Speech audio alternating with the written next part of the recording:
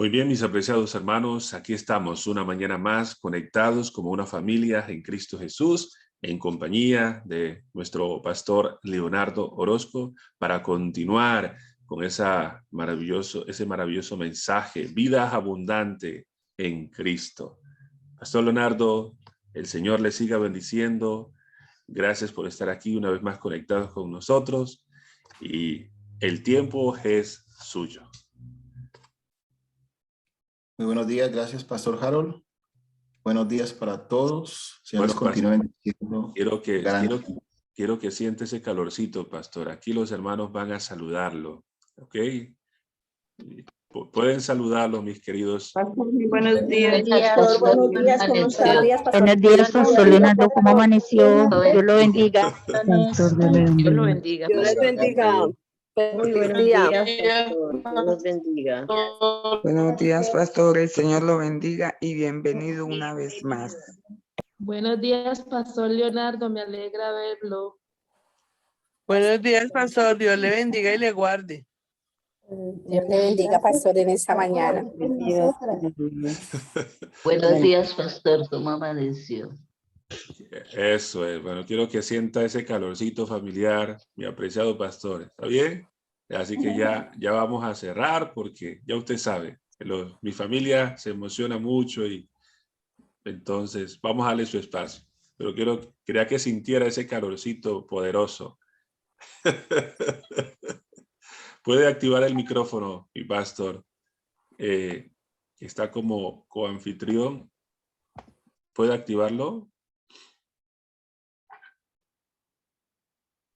Ok, perfecto. Eso es. Ahí ya está. Bueno, muy buenos días para todos. Gracias por el saludo tan fraternal. De verdad que se siente. Bendito Dios. Bueno, familia, vamos a continuar estudiando. Recuerden que estamos en la serie que lleva por título Vida Abundante en Cristo. Vida Abundante en Cristo. Vamos a orar para el estudio de esta mañana. Tenemos el rostro allí donde usted está y oremos, por favor. Nuestro buen Dios y Padre que estás en los cielos, te damos gracias por todas y cada una de las bendiciones que hemos recibido de tu mano bendita, santa y eterna. Oramos en el nombre de Jesús para que en esta mañana nos conceda la gracia por entender tu palabra y nos concedas el poder de tu Espíritu Santo para vivirla, Señor. Sé con nosotros en esta hora, úsame, amado Padre, para tu gloria y para tu honra. Te lo pido en el nombre y por los méritos de nuestro gran Dios y Salvador Jesucristo. Amén. Amén. Bueno, el día de ayer estuvimos hablando acerca de quiénes somos, Y señalábamos a la luz de la Escritura que hay dos formas de saber, de conocer quiénes somos. Una forma correcta y una forma incorrecta. La forma incorrecta es la introspección o el autoanálisis. Y la forma correcta es la revelación bíblica. La revelación nos dice quiénes somos. Pero señalamos que hay una lucha entre el autoanálisis o la introspección y la revelación. Una cosa es lo que nosotros decimos que somos y otra cosa es lo que la Biblia dice que usted y yo somos. Y nosotros tenemos que decidir, o le creemos a la introspección y el autoanálisis o le creemos a la revelación. Y uno de los ejemplos que tomábamos está en Apocalipsis capítulo 3, el versículo 17.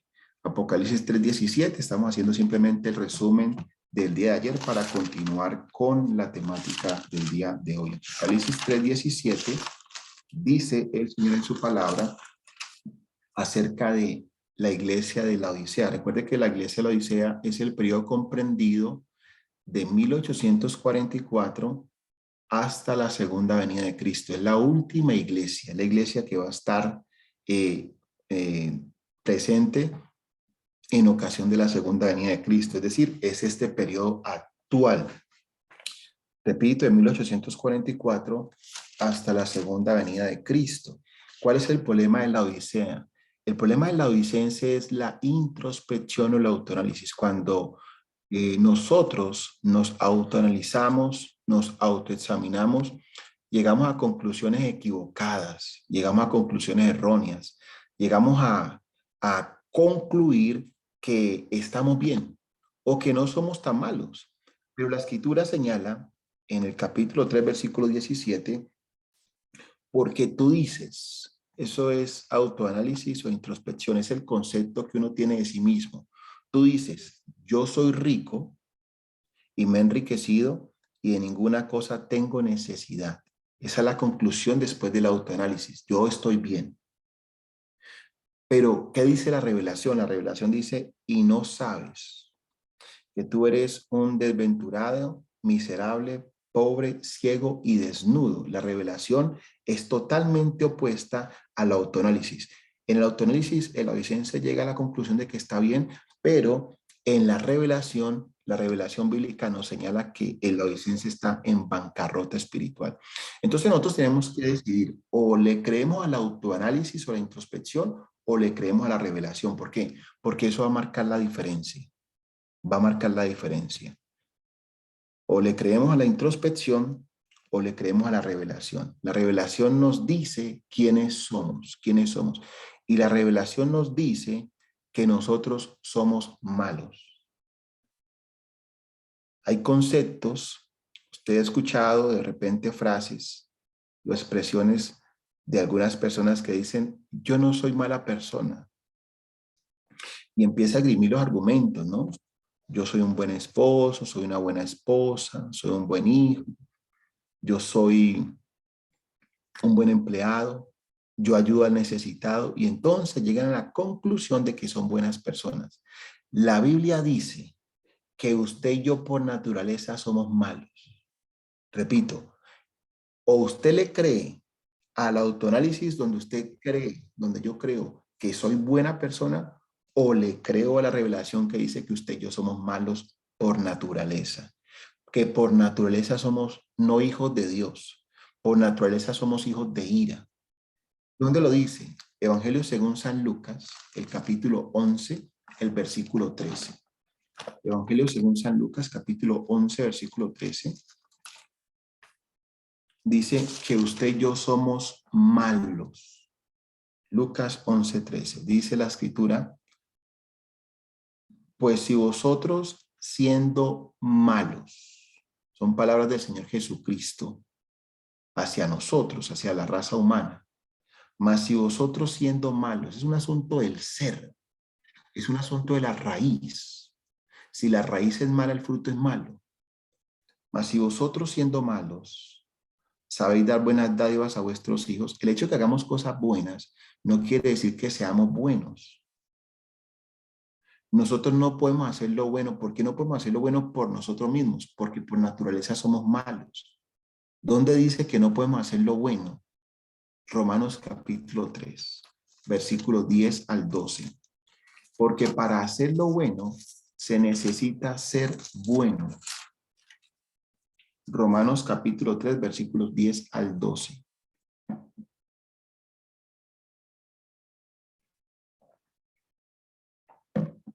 Dice la palabra del Señor, como está escrito, no hay justo ni aún uno, no hay quien entienda. Esto es revelación. No hay quien busque a Dios. Todos se desviaron, a unas se hicieron inútiles. No hay quien haga lo bueno, no hay quien haga lo bueno, no hay ni siquiera uno. O usted le va a creer al autoanálisis donde dice que usted hace cosas buenas, o le va a creer a la revelación cuando dice que no hay quien haga lo bueno. ¿Y por qué no hay quien haga lo bueno? Porque naturalmente somos malos. ¿Dónde dice que por naturaleza somos malos? Somos hijos de ira. Efesios capítulo 2, versículo 3. Efesios capítulo 2, versículo 3.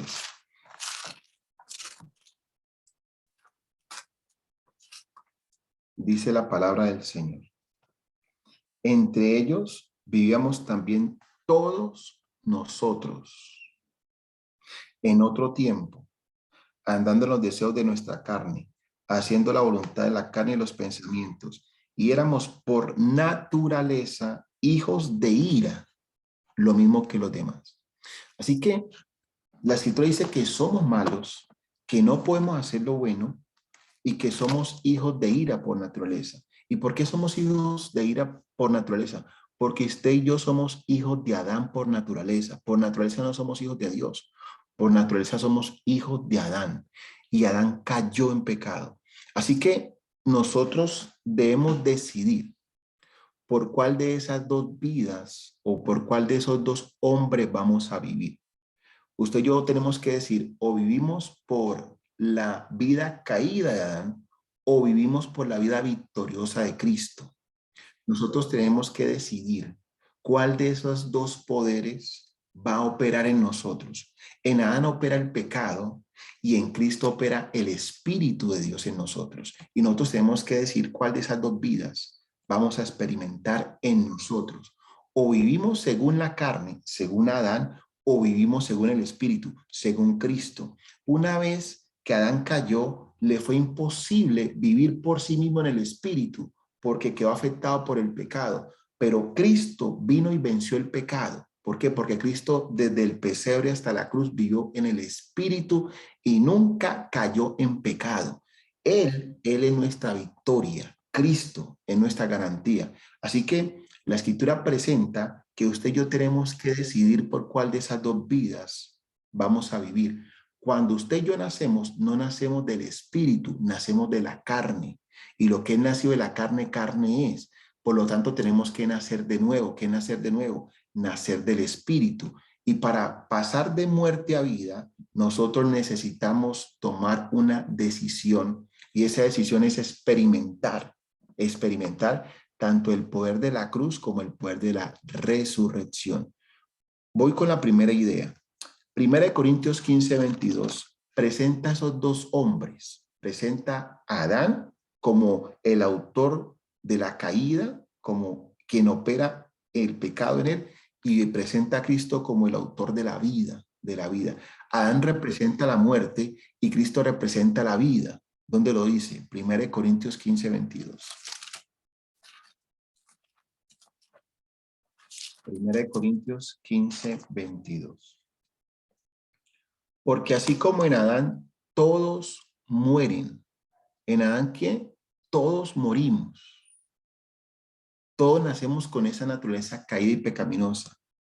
Pero dice la segunda parte del versículo 22, así también en Cristo todos serán vivificados. En otras versiones dice, todos serán vueltos a la vida.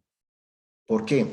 Porque de Adán, cuando nosotros nacemos de padre y madre, cuando usted y yo nacemos de padre y madre, no heredamos vida, heredamos existencia. Y una cosa es la existencia, otra cosa es la vida. Cuando nosotros nacemos, nacemos en pecado. Y la paga del pecado es muerte, por lo tanto no nacemos con vida. ¿Dónde lo dice? Salmo 51, el versículo 5. Mire lo que usted y yo heredamos de papá y mamá. Salmo 51, 5. Esto es lo que heredamos de papá y mamá. Salmo 51, 5. Dice la Escritura. He aquí, en maldad he sido formado y en pecado me concibió mi madre. Usted y yo nacemos en pecado con una naturaleza pecaminosa. Y ese problema viene desde la matriz, desde el nacimiento. ¿Dónde lo dice? Salmo 58, 3. Salmo 58, el versículo 3. Se apartaron los impíos desde la matriz. Venimos separados de Dios desde la matriz, desde el nacimiento.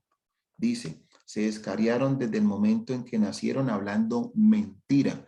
Así que esto es revelación. La revelación dice que usted y yo estamos en bancarrota desde el nacimiento. ¿Por qué? Porque nacemos en pecado, nacemos apartados de Dios por una naturaleza caída.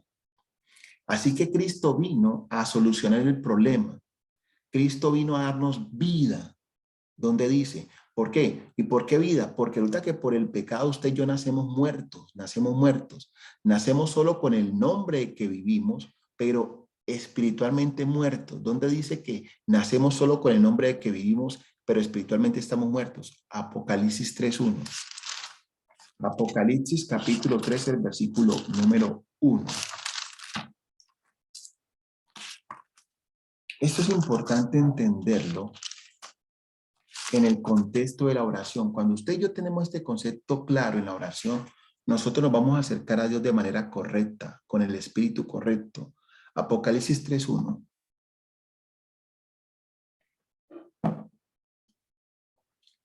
Y escribe el ángel de la iglesia en Sardis, el que tiene los 7 espíritus de Dios y las 7 estrellas, dice esto: yo conozco tus obras, que tienen nombre, que vives y estás muerto. ¿Por qué está muerto el ser humano? Porque al nacer de Adán no hereda vida. Lo que hereda Adán es el pecado, la naturaleza pecaminosa, una naturaleza caída. Eso es lo que heredamos nosotros de Adán. Y nadie puede tener vida mientras el pecado sea el móvil de nuestras acciones, mientras estemos con esa naturaleza caída. Así que Dios, para resolver el problema, Él nos ofrece un nuevo nacimiento, un nuevo nacimiento. Y ese nacimiento no es de la carne, sino que es del agua y del espíritu, del agua y del espíritu. Y en ese nuevo nacimiento usted y yo recibimos la verdadera vida.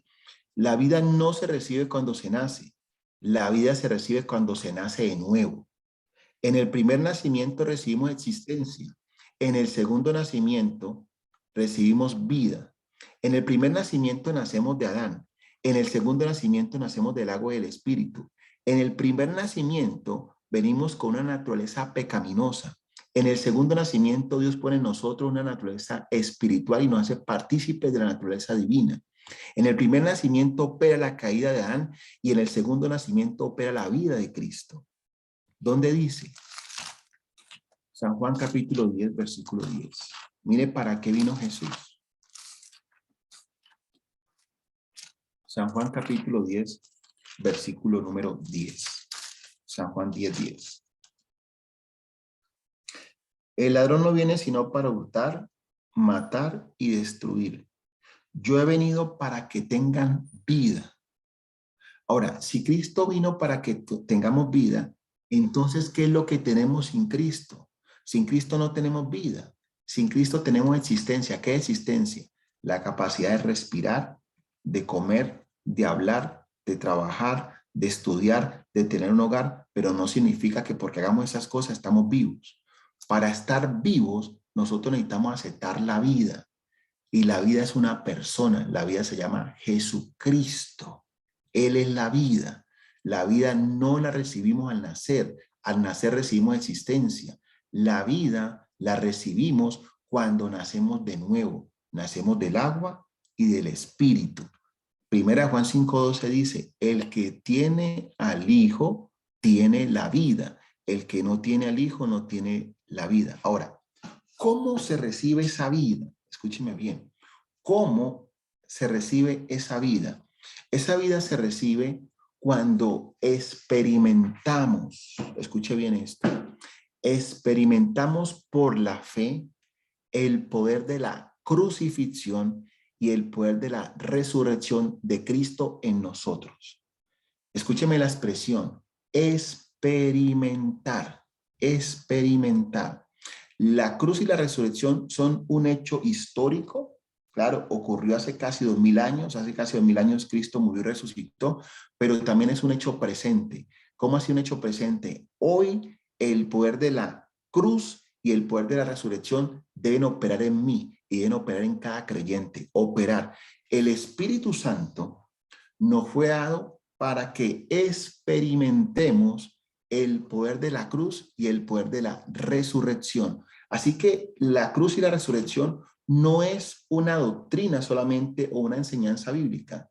El poder y la resurrección, la crucifixión y la resurrección deben ser una experiencia en nosotros. Ahora, ¿qué nos ofrece Cristo? La solución para el problema que tenemos. Si usted y yo somos malos, como dice la Biblia, y si usted y yo aceptamos que somos malos, entonces vamos a experimentar el poder de la cruz y no lo vamos a rechazar. No vamos a rechazar la cruz. ¿Por qué? Porque Cristo a usted y a mí nos ofrece una cruz. ¿Nos ofrece qué? Nos ofrece una cruz. ¿Dónde dice que Cristo nos ofrece una cruz? Mateo Evangelio según Mateo, capítulo 16, versículo 24 y 25. ¿Y por qué Cristo nos ofrece una cruz? Cristo nos ofrece una cruz porque en la cruz de Cristo, en la cruz que Cristo nos ofrece, perdemos la vida de Adán y recibimos la vida de Cristo. Escúcheme bien. Cuando pasamos por la experiencia de la muerte conjunta con Cristo, por la fe, perdemos la vida de Adán y recibimos y experimentamos la vida de Cristo en nosotros. La vida de Adán es una vida de derrota por el pecado y la vida de Cristo es una vida de victoria sobre el pecado. ¿Dónde dice? Mateo 16, versículos 24 y 25. Entonces Jesús dijo a sus discípulos: si alguno quiere venir en pos de mí, niéguese a sí mismo, tome su cruz y sígame. ¿Qué nos ofrece Cristo a los creyentes? A los creyentes nos ofrece una cruz. Una cruz. ¿Por qué? Porque el incrédulo no va a tomar la cruz. Solo el creyente en Cristo va a tomar la cruz. ¿Y para qué la cruz? La cruz es un instrumento de muerte. Quien toma la cruz va a morir. Nadie que tome la cruz va a vivir. El que toma la cruz es porque está dispuesto a morir. A morir. Porque, repito, la cruz es un instrumento de muerte. Ahora, ¿qué es lo que muere? Cuando nosotros tomamos la cruz por la fe, la cruz de Cristo por la fe, muere la vida de Adán en nosotros. Y entonces ahora experimentamos la vida de Jesús en nosotros. Pasamos de ser dominados por el pecado para ser guiados por el Espíritu de Dios en la experiencia diaria. ¿Dónde lo dice? Versículo número 25. Porque cualquiera que quiera salvar su vida, quien quiera salvar la vida que recibió de Adán, la existencia que recibió de Adán, esa vida dominada por el pecado, cualquiera que la quiera salvar, la perderá. La perderá. Es decir, quien no pase por la experiencia de cruz va a perder la vida. Va a perder esa vida que recibió de Adán, la va a perder. ¿Por qué? Porque usted y yo, cuando nacemos, somos portadores de pecado. Por naturaleza somos portadores de pecado. El pecado mora de manera activa en nosotros. Y la paga del pecado es muerte. ¿Dónde dice que somos portadores de pecado? El pecado es un poder que está dentro de nosotros. Dentro de nosotros. ¿Dónde dice que el pecado está dentro de nosotros y que opera dentro de nosotros? Romanos 7:17. Escúcheme bien esto. Romanos 7:17. Eso es importante que nosotros lo comprendamos. Romanos 7:17. Dice la palabra del Señor. De manera que ya no soy yo quien obra, sino el pecado que mora en mí. Ya no soy yo quien obra, sino el pecado que mora en ¿dónde? ¿Dónde está el pecado? En mí. Y si el pecado está en mí, yo en mí mismo no tengo vida, porque la paga del pecado es muerte. Así que la cruz que Cristo me ofrece es el instrumento para hacer que el pecado no opere de manera activa en mí. Que aunque esté dentro de mí el pecado no me gobierne. Y eso lo hace la cruz de Cristo. El poder de la cruz de Cristo es que le da muerte al pecado. Así como Cristo venció el pecado en la cruz, también cuando nosotros pasamos por la experiencia de cruz, el pecado deja de gobernarnos. ¿Dónde dice que deja de gobernarnos? A través de la experiencia de la cruz. Romanos 6:6. Romanos 6:6.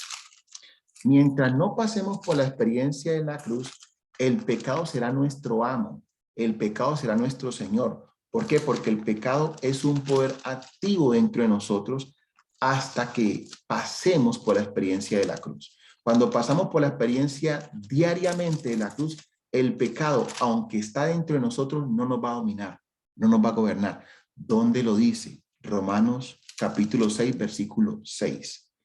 Sabiendo esto, que nuestro viejo hombre fue crucificado juntamente con él. ¿Cuál es el nuevo hombre?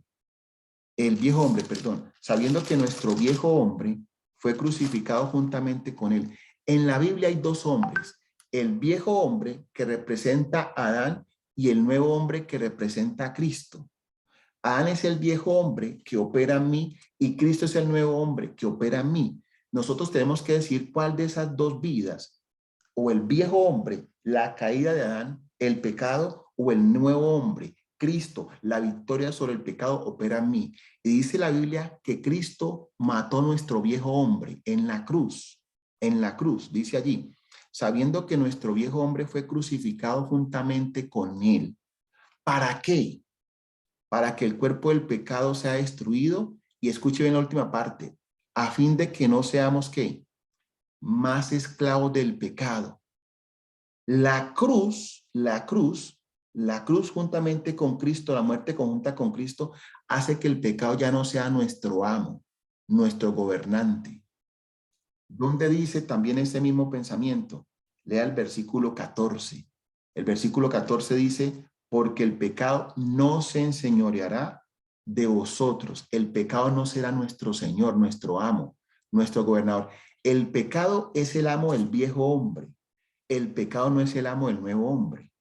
¿Por qué? Porque el pecado se enseñoreó fue de Adán. El pecado no se enseñoreó de Cristo. Y si Cristo opera en nosotros, el pecado no se puede enseñorear de nosotros, porque no podemos servir a dos señores. O el pecado es nuestro Señor o Cristo es nuestro Señor. Y para que eso sea una experiencia, tenemos que pasar por la muerte de cruz. Ahora, vamos nuevamente a Mateo capítulo 16, versículo 25.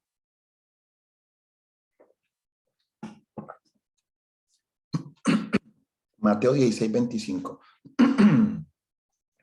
Porque cualquiera que quiera salvar su vida la perderá. Cualquiera que quiera salvar la vida que recibió de Adán, la va a perder. ¿Dónde la va a perder? En el lago de fuego y azufre. Ahí se pierde esa vida que se recibió de Adán. Y cualquiera que pierda su vida por causa de mí, la hallará. El que pierda la vida de Adán, la va a hallar. Y el que quiera salvar la vida de Adán, la va a perder. ¿Dónde la pierde? ¿Dónde pierde la vida de Adán? En el lago de fuego y azufre. Si nosotros no aceptamos el poder y la experiencia de la cruz en nosotros, nosotros vamos a perder la vida en el lago de fuego y azufre, que es la segunda muerte. Pero si nosotros perdemos la vida por causa de Cristo, vamos a hallar la verdadera vida, que es la vida eterna.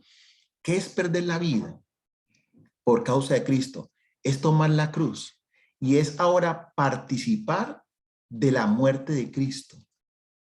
¿Qué es participar de la muerte de Cristo? Es lo que dijo Pablo.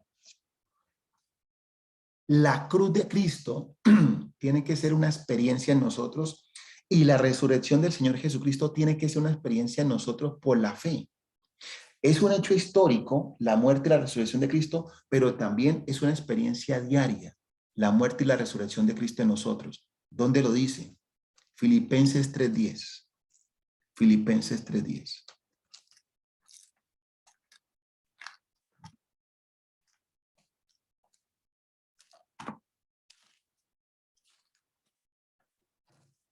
Dice la palabra del Señor, Filipenses 3:10.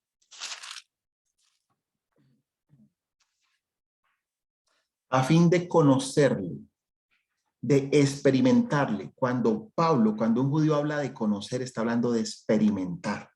No está hablando de una doctrina, una teoría, sino de una experiencia, algo experiencial.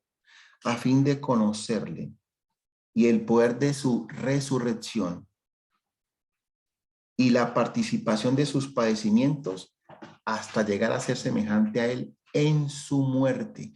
Pablo quería conocer a Cristo en dos aspectos, en su muerte y en su resurrección, conocerlo, quería experimentarlo, quería saber por experiencia lo que es participar de la muerte de cruz y participar de la resurrección de Cristo. Pablo quería experimentarlo.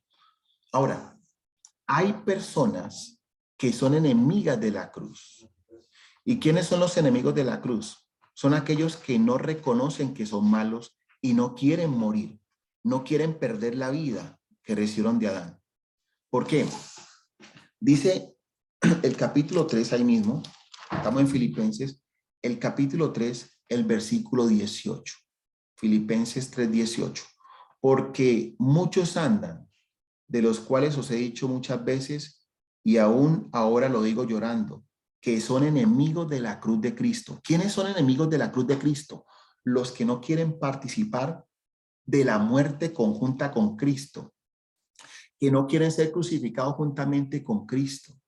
No quieren ser crucificados juntamente con Cristo. ¿Por qué? Porque Pablo entendió que para experimentar la muerte y la resurrección de Cristo tenía que participar por la fe de la muerte conjunta con Cristo. Pablo entendió que la muerte de Cristo es la muerte también de él, de su viejo hombre, que él tenía que estar unido a Cristo en su muerte por la fe, que cuando Cristo fue a la cruz del Calvario, también Cristo llevó el pecado de nosotros, el viejo hombre que nos domina, también lo llevó. Y cuando yo acepto por la fe, yo participo por experiencia de la muerte de Cristo, y Cristo mata mi viejo hombre, mata el poder de Adán en mí, para ahora Cristo, para que ahora sea Cristo en su resurrección operando dentro de mí.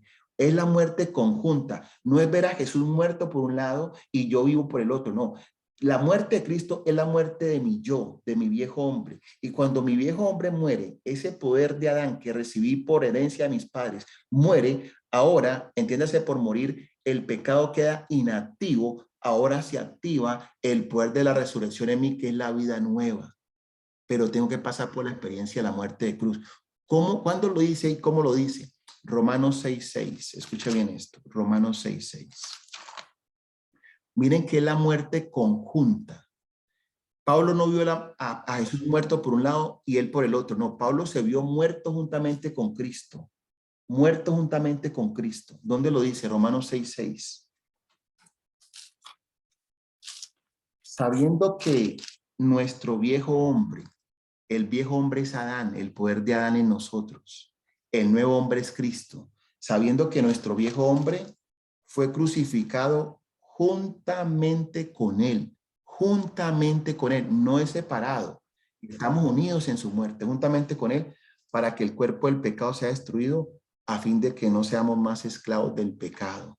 Ahora, si Cristo nos ofrece una cruz, para poder llevar la cruz, nosotros necesitamos reconocer que somos malos. Y cierro hoy con ese pensamiento. ¿Por qué el tema de ayer? Ayer dijimos que hay dos formas de reconocer quiénes somos. Una falsa y equivocada y una correcta, verdadera.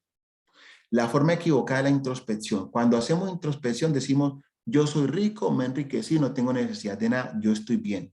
Pero cuando vamos a la revelación nos dice que somos pobres, ciegos, desventurados y desnudos. Y es el mensaje para nosotros.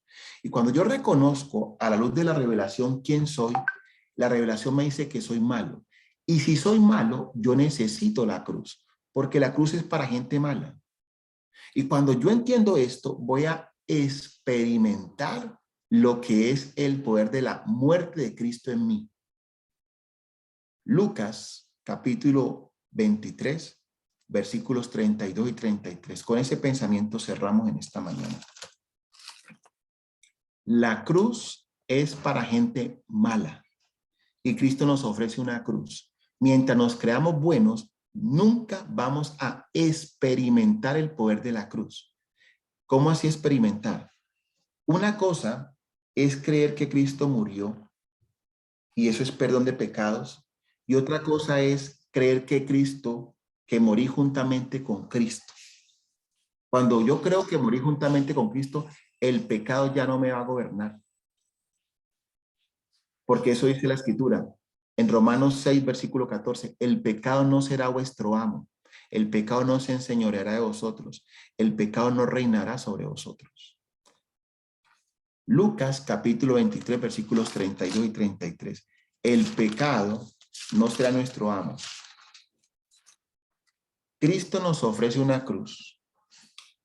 Y la cruz es para gente mala. Para gente mala. Lucas 23, versículos 32 y 33. Y llevaban también con él a otros dos que eran malhechores para ser muertos. ¿Eran qué? malhechores, era gente mala. Las dos personas que van a ser crucificadas junto con Cristo no son buenos, son malos, son malhechores, porque la cruz es para gente mala. Cristo nos ofrece una cruz y la Biblia dice que por naturaleza somos malos, mas si vosotros siendo malos y si reconocemos que son malos, la cruz es para usted y para mí. Para ser muertos con él.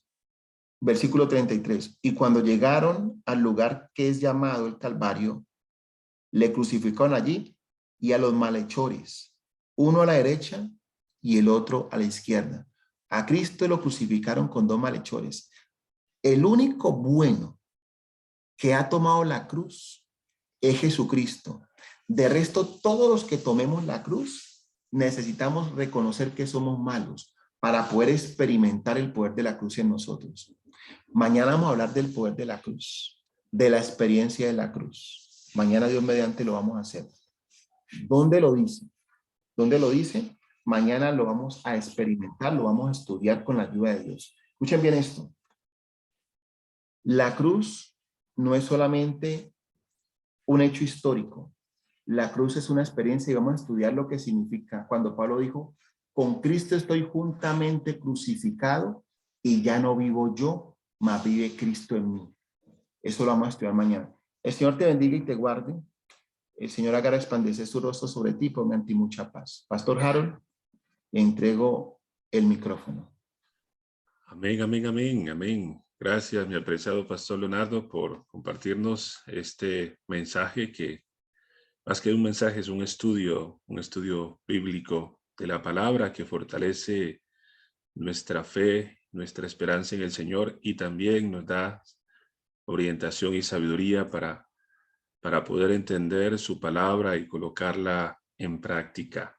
Que el Señor lo siga usando. Recuerden, mis queridos, esta semana continuaremos con el Pastor Leonardo Orozco en esta serie titulada Vidas Abundantes en Cristo. Así que trate de conectarse lo más temprano que pueda para que no pierda la secuencia, porque recordemos que tenemos dos secciones, una con el Pastor Leonardo y la segunda con el Pastor Erling Ortiz, que ya está aquí con nosotros. Así que vamos a nuestra siguiente sección, seguimos profundizando la palabra, porque nos alimentamos de ella para poder enfrentar un día victoriosos en Cristo Jesús. Vamos a orar para darle el espacio al Pastor Erling Ortiz. Padre nuestro, gracias por utilizar a sus siervos, como el Pastor Leonardo, quien le da, Señor, sabiduría para comprender su santa y bendita palabra.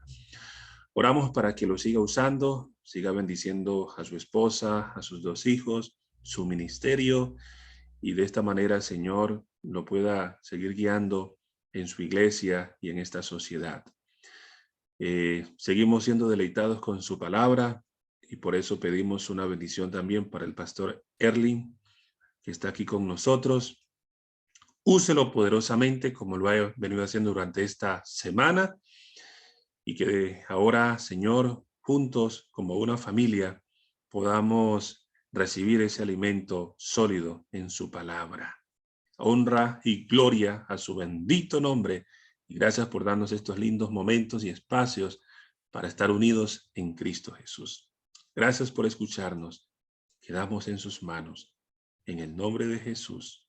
Amén. Pastor Erling, una vez más, Dios me le bendiga. Aquí estamos conectados. Vamos a dar estos segunditos para que escuche el saludo que le da esta hermosa familia. ¿Cuántos saludamos al Pastor Erling? Buenos días, Pastor Erling, Dios lo bendiga grandemente. Buenos días, Pastor. Dios lo bendiga. Feliz día. Dios lo acompañe. Bienvenido. Buenos días, Pastor Erling. Dios lo bendiga, Dios lo bendiga y Dios lo bendiga. Buenos días, Pastor. ¿Cómo amaneció? Muy bien, muy bien. Vamos entonces, queridos, a cortar el saludito para que el pastor tenga tiempo de compartirnos la lección de escuela sabática. Recuerde que estos temas están siendo grabados. El mensaje del pastor Leonardo y del pastor Erling están siendo grabados. Si necesita los mensajes, solamente manda allí su número de WhatsApp para conectarnos al grupo de oración de intercesores y allí pueda entonces conectarse con las grabaciones que se están realizando. Pastor Erling, adelante.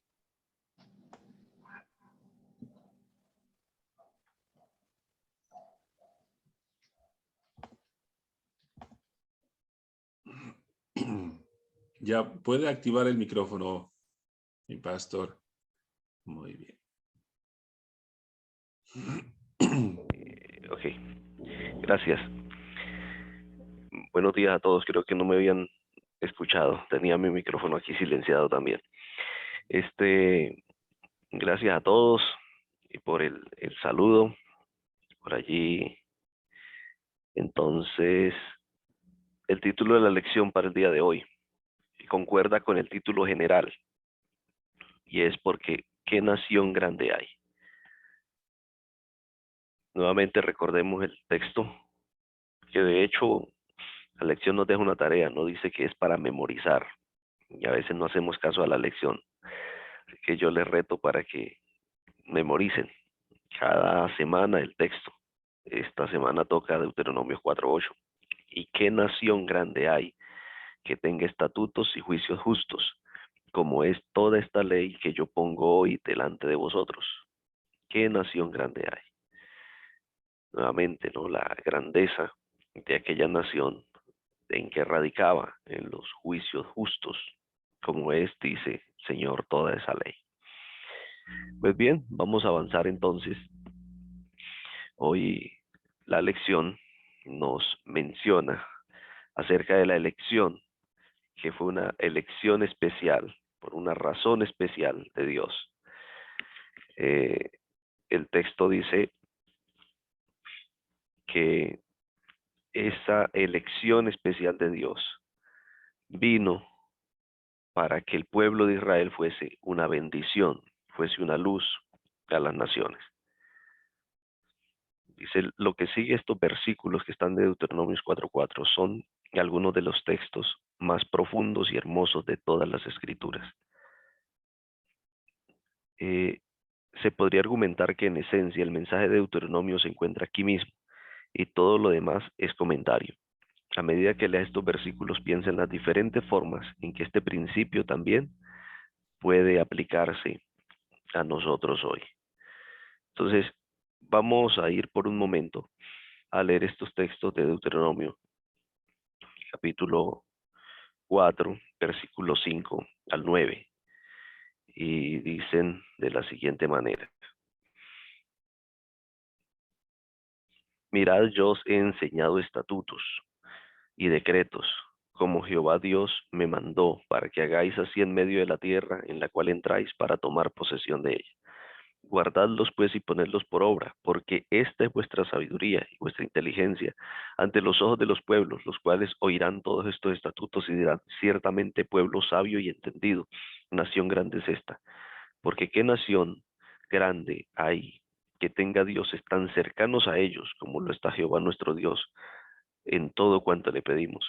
¿Y qué nación grande hay que tenga estatutos y juicios justos como es toda esta ley que yo pongo hoy delante de vosotros?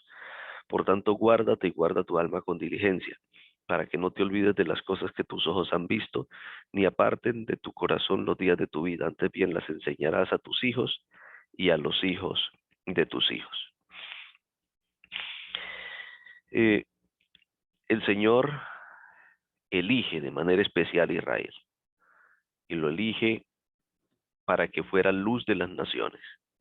No porque iba a ser luz de las naciones, no porque Israel fuese algo tan especial y tan diferente a las demás naciones. La elección la iba a ser diferente.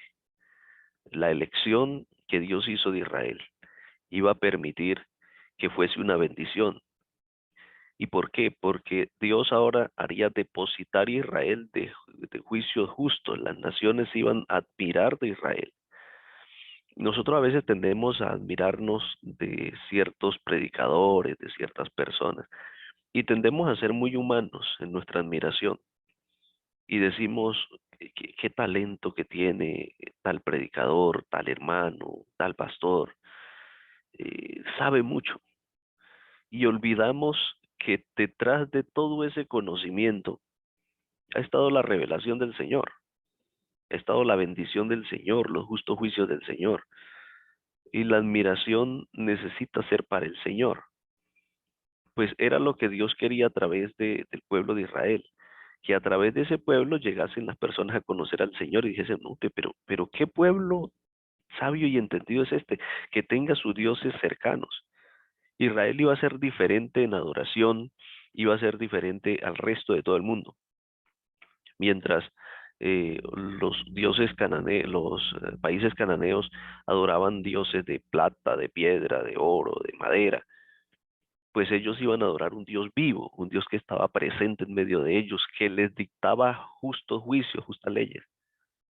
Los dioses cananeos, ninguno dictaba leyes, ninguno tenía relacionamiento con los seres humanos. El Dios de los hebreos sí. Entonces Dios había hecho depositario a Israel de una bendición tan grande, pero esa bendición era con una razón especial, y era la razón de ser luz, de ser bendición, de ser luz de las naciones. Aquí vemos nosotros por un momento el mapa de Israel. Está por aquí el mar de Galilea, el mar salado, mar muerto que llaman. Está el río Jordán. Si vemos por aquí un momento, el río Jordán prácticamente va recoge todas las aguas de las montañas israelitas y va desde el lago de Galilea hasta el mar muerto. Y está por aquí todo lo que era el territorio israelita: Samaria, Galaad, Betel, Gabaón. Bueno, una tierra que está bastante bendecida, ¿no? Tiene muchos arroyos, mucha montaña, etcétera. Pero eso no es todo lo importante. Cuando nosotros ubicamos a Canaán, la tierra poseída por el pueblo de Israel, ya en el mapa general la encontramos en este lugar. Aquí está Canaán. Por todo estos lados está Mesopotamia, todo lo que tiene que ver con los territorios dominados por Babilonia, Etiopía, Egipto. Si nosotros prestamos atención a la ubicación de Canaán, prácticamente era un paso obligado para ir desde esta región a esta. Era un paso obligado. Es decir, el Señor coloca a los israelitas en un punto estratégico, un punto donde tenían todos los del mundo conocido en aquel entonces que ver, tenían que pasar por allí. Y llama la atención porque el objetivo del Señor era que ese pueblo fuese un testimonio para el mundo. Claro, hay un problema,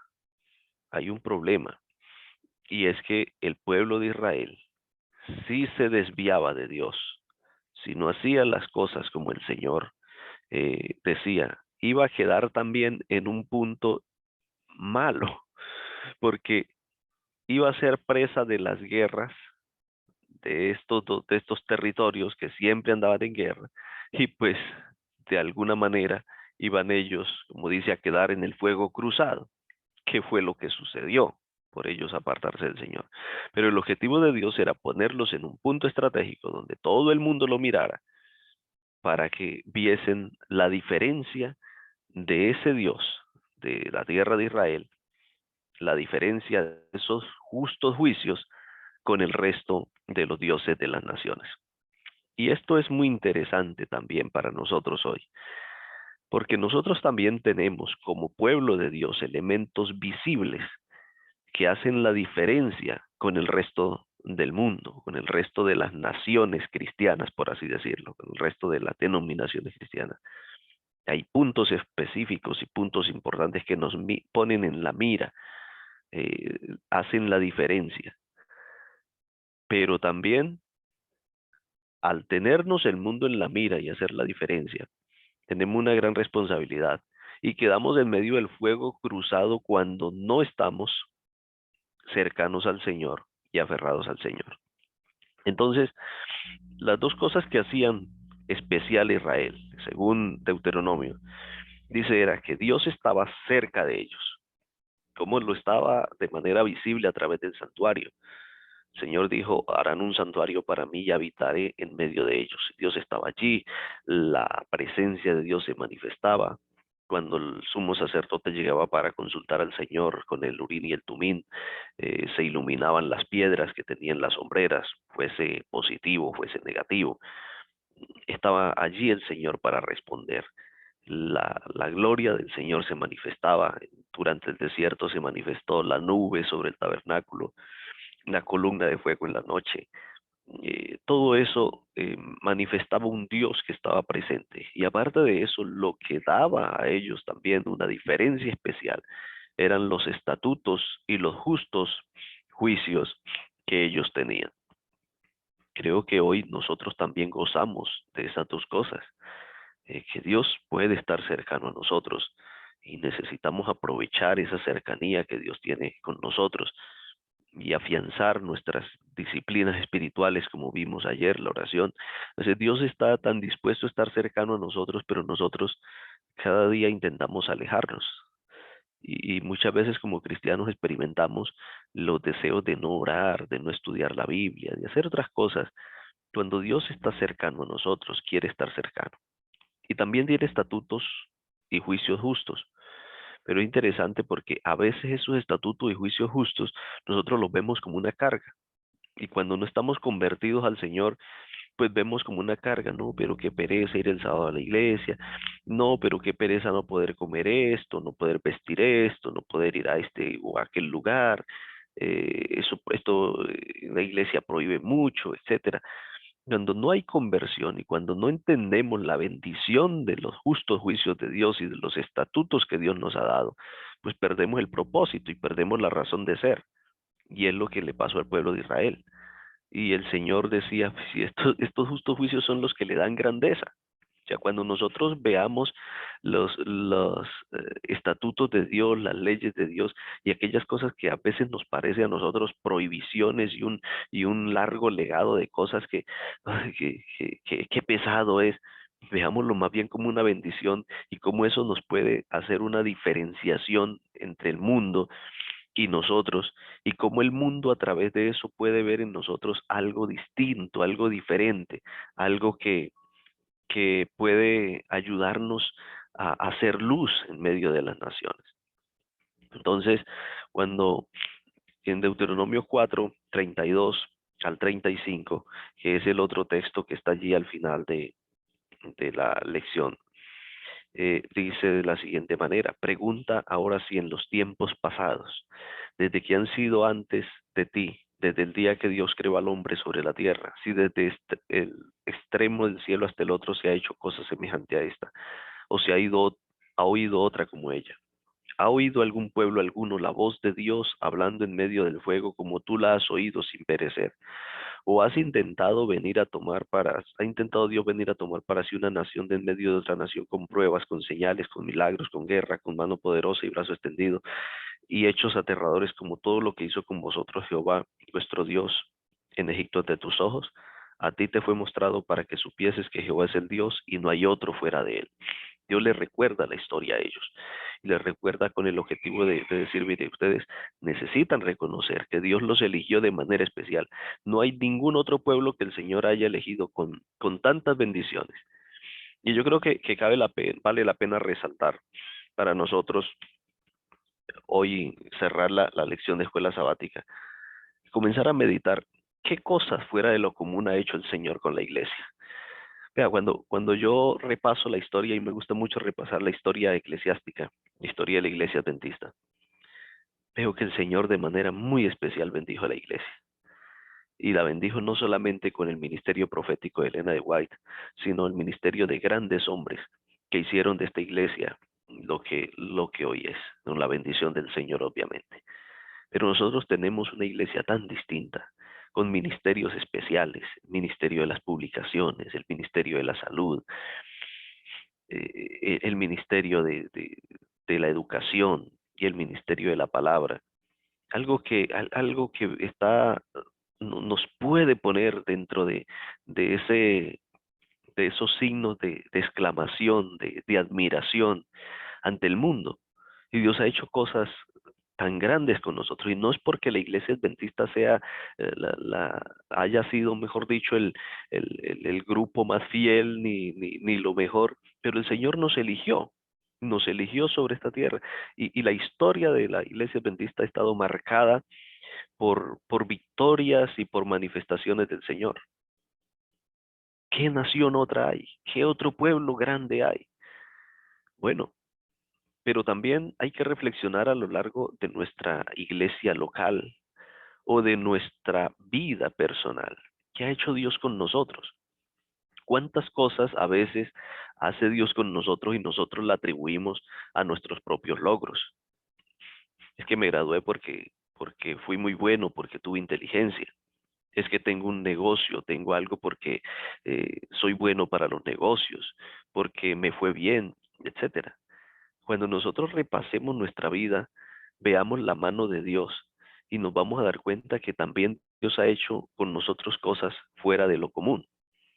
Y esto lo hace por su pura misericordia y lo hace para que a través de nosotros otros puedan decir, oye, este es un pueblo sabio y entendido.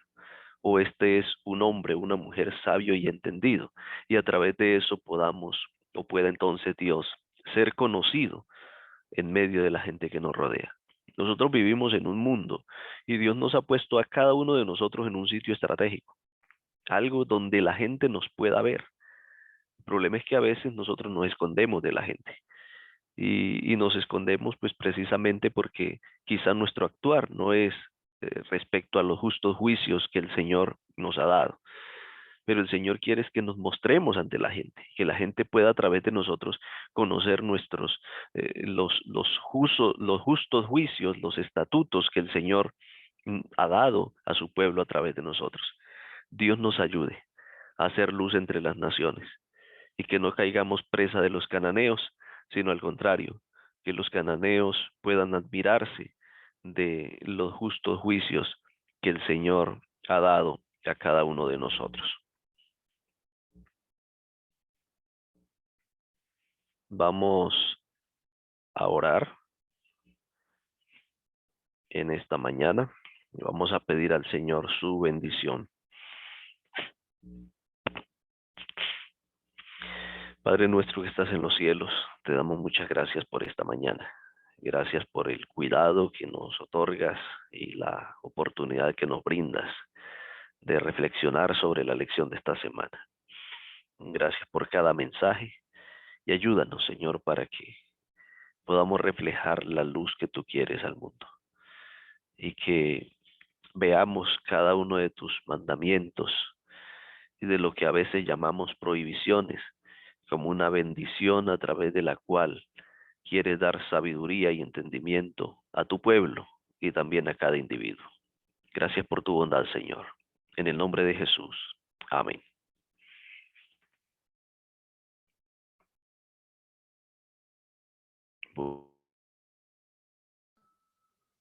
Amén, pastor, gracias. Amén, amén, amén, Gracias, amén. Amén, pastor, gracias. Bendiga su familia. Dios lo acompañe. Amén, amén, amén. Muchas gracias, que el Señor me los bendiga, los guarde en este hermoso día. Bendiciones para todos. Amén. Amén, amén. Bendiciones, Dios los bendiga. Ese es el saludo, mi apreciado pastor. Y la gratitud Victoria de con cada Jesús. familia. Amén. Muchas gracias, mi Bendiga, pastor, por darnos esta reflexión de la escuela sabática, y qué rico que esta semana usted haya sacado ese tiempo para estar con nosotros. De verdad que sí. Muy agradable. Pastor, sí, quería pedirle un favorcito, que se nos fue en el cierre el tema de ayer. Entonces, si nos puede compartir por mi WhatsApp el tema, y si puede el de hoy, para yo compartirlo al grupo de los intercesores, que están también ahí pidiéndome los temas. Lo que ayer se nos fue porque yo se lo envío a su WhatsApp. Ajá, gracias, mi pastor. Vale.